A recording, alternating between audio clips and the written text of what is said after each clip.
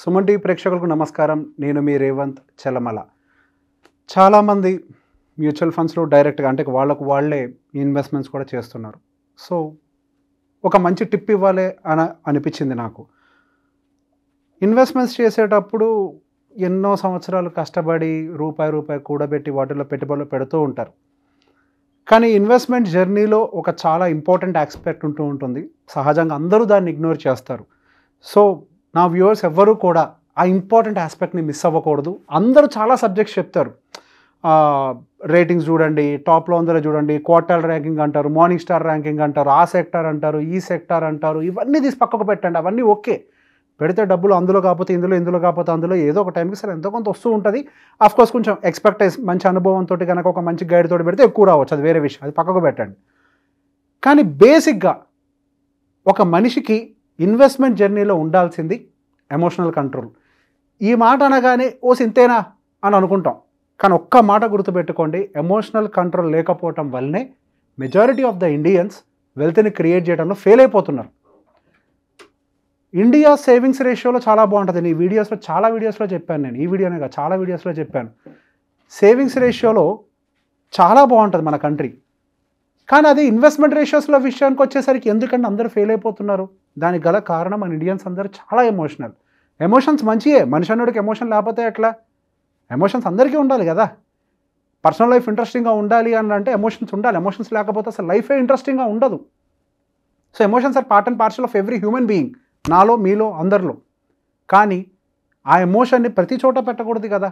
Work లైఫ్లో పెట్టకూడదు, అన్నిటికంటే ఇంపార్టెంట్ ఇన్వెస్టింగ్ జర్నీలో పెట్టకూడదు. మీకు తెలియకుండానే ఇది ఎమోషనల్ డెసిషన్ అనిపించేది ఒకటి చెప్పనా? ఎవరో ఒకళ్ళు మ్యూచువల్ ఫండ్స్ కొన్నారు, అద్భుతమైన రిటర్న్స్ని చూపించారు. ఆ రిటర్న్స్ చూపించిన వెంటనే అయ్యా బాబా నేను మిస్ అయిపోయాను, ఇప్పుడు దాకా పెట్టలేదే, ఇక మీద నేను ఇప్పుడు స్టార్ట్ చేయాలి అని చెప్పి అట్లా ఒకళ్ళు రిటర్న్స్ చూసి స్టార్ట్ చేసిన వాళ్ళు ఎంతమంది ఉన్నారో మీకు మీరే మనసులో చేయెత్తుకోండి, మీకే అర్థమైపోద్ది. ఇది ఒక ఎమోషనల్ డెసిషనే కాదా? జస్ట్ ఒకళ్ళది చూసి మనం ఏదో మిస్ అయిపోయాం, దీన్నే ఫియర్ ఆఫ్ మిస్సింగ్ ఆపర్చునిటీ అని అంటాం. ఏదో మిస్ అయిపోయామన్న భయంతో డైరెక్ట్గా జంప్ చేయటం, ఇది ఒక కైండ్ ఆఫ్ ఎమోషనే కదా. అదే రియల్ ఎస్టేట్ విషయంలోకి వచ్చేసరికి ఏం చేస్తాం? ఒక దగ్గర భూమి వాల్యూలు బాగా పెరిగిపోతున్నాయని అంటే ఎగబడి దాని వెనకాల పరిగెడుతూ ఉంటాం. మనం ఎక్కడో లాస్ట్ లెగ్ ఆఫ్ ది ర్యాలీలో కొంటాం. చూసాం కదా మన అమరావతిలో కూడా ఏం జరిగిందో. మనకి లాస్ట్ లెగ్లో ఎవరైతే కొన్నారో ఎంత ఇబ్బందులు పడ్డారో చాలామందికి తెలిసే ఉంటుంది. అంటే లాస్ట్ లెగ్ అంటే బాగా పెరిగిపోయినప్పుడు కొన్న వాళ్ళందరూ చాలా ఇబ్బందులు పడ్డారు. వాటిని అమ్మలేరు, అమ్ముదామంటే రేట్ రాదు, అట్లా ఉంచుకోలేరు, లాస్ పోలేరు. ఇది కూడా ఒక ఎమోషనల్ డెసిషనే కదా.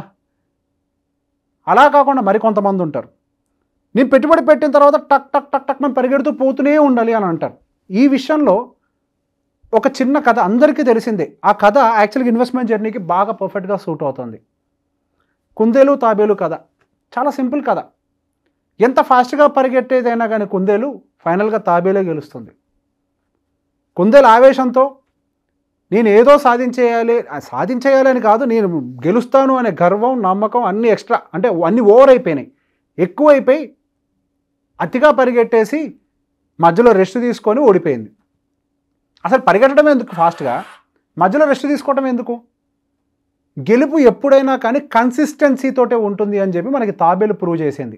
నిదానంగా అడుగు వేసుకుంటూ వెళ్ళు, కానీ ఫినిష్లో టచ్ చేసేదాకా నీ జర్నీని మధ్యలో ఆపకు.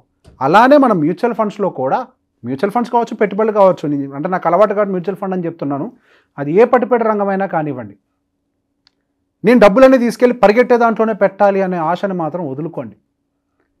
పరిగెట్టే దాంట్లో పెట్టాలి అనే ప్రయత్నంలో చాలా తప్పులు చేసేస్తూ ఉంటాం. అదంతా కూడా మన ఎమోషనే.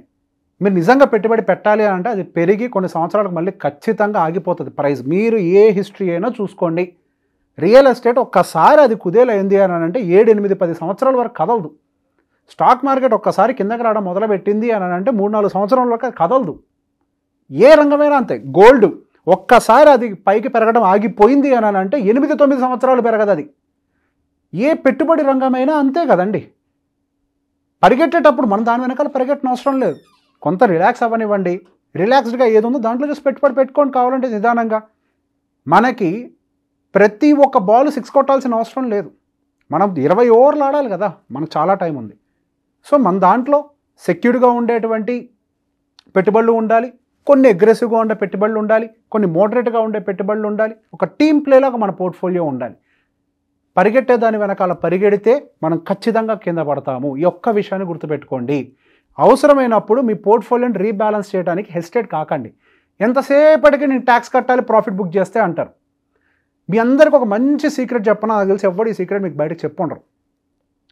అందరికీ తెలిసినా ఓహో ఇది కూడా పాయింటే కదా అని చెప్పి నాతో చాలామంది అన్నారు. మీకు ప్రతి సంవత్సరం long term capital gain tax కింద 1,25,000 రూపాయలు, ఇంతకుముందు 1,00,000 ఇప్పుడు 1,25,000 రూపాయలు ఎగ్జామ్షన్ ఇచ్చారు కదా. అప్ టు 125 lakh రూపీస్ వరకు కూడా మీ ప్రాఫిట్ బుక్ చేసుకోవడానికి మీ ప్రాబ్లం ఏంటి? మీరు ఈ సంవత్సరం బుక్ చేసుకోకపోతే 125 ఆ 1,25,000 అనేది మీరు ఆ పోర్షన్ మిస్ అయిపోయినట్టే కదా.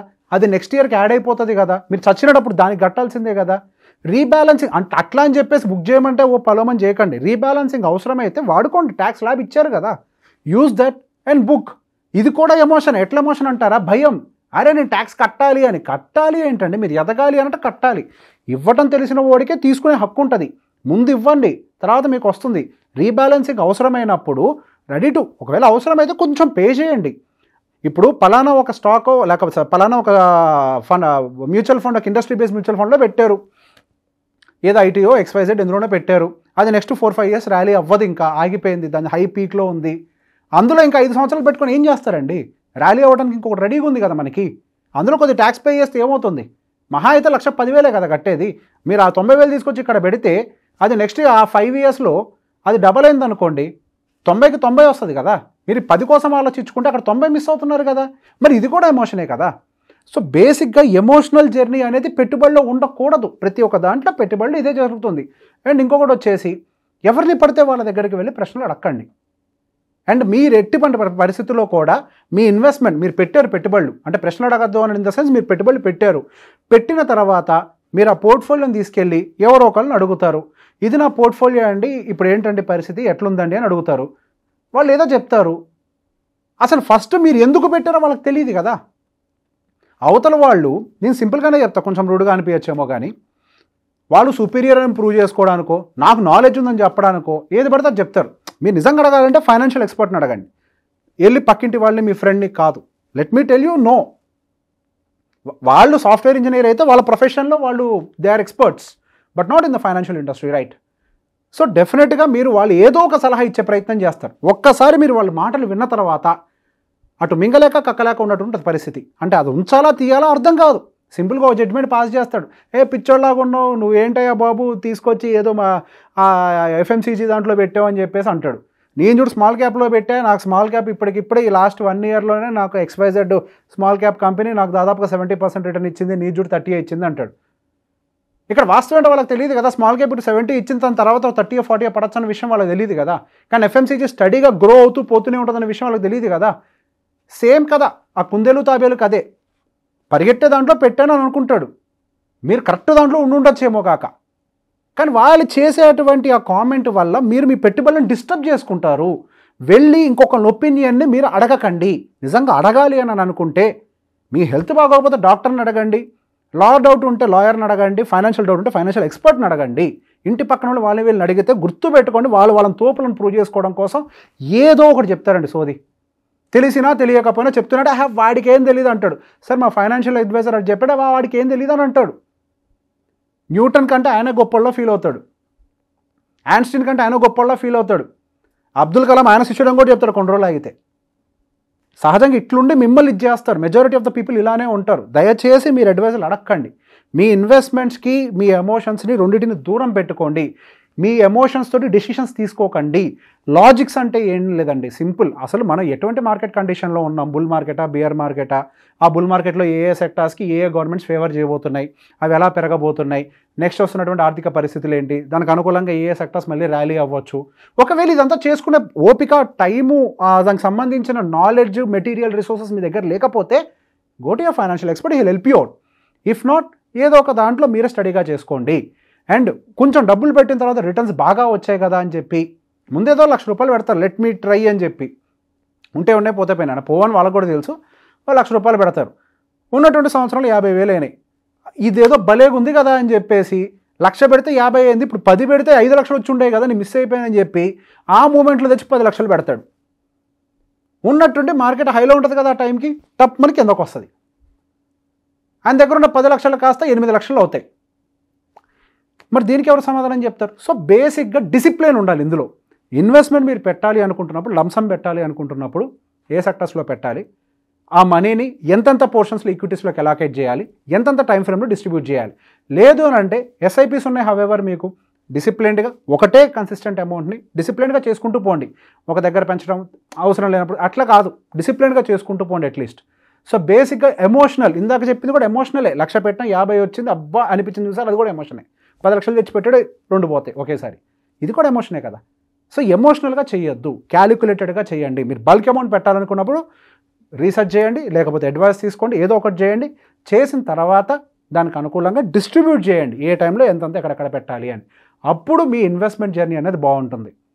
ఈ వీడియో నేను చెప్పిన కేటగిరీస్లో ఎవరెవరు ఉంటారో వాళ్ళందరికీ షేర్ చేయండి. Thank you.